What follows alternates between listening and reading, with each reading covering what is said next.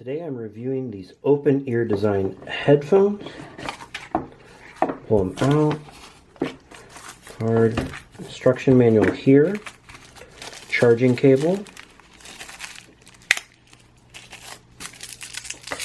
Complimentary earplugs. And here are the headphones. Here you can turn them on, or you can charge them up with this port right here. And then you adjust the volume over here. Reviewing these wireless headphones. They go on the back of your head. They have this adjustable strap and they spring back into place. They're made out of a nice rubberized material. On the inside of them, if you can see it here, it's a soft rubber that goes on. You turn it, you charge them up here, and I have seen good runtime lasting all day. Especially, I like these for making calls and podcasts. The sound quality for music, it's not quite as immersive because it doesn't. Here's the interesting thing about these.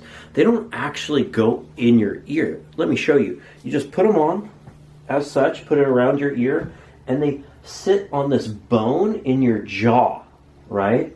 And you just turn it on by holding up on the up button, sync it to your phone, and then what I like, these are really nice to just wear if you're at work or at a job and you still need to hear other things. This has to be better for your ears if it's not all the way wedged in your ear, putting sound right in. You actually get the sound through this bone. It goes into your, you're able to hear it. It's kind of baffling, but it's really nice. I can hear everything else around me, so they're not noise canceling. That's a negative or a plus depending on the application.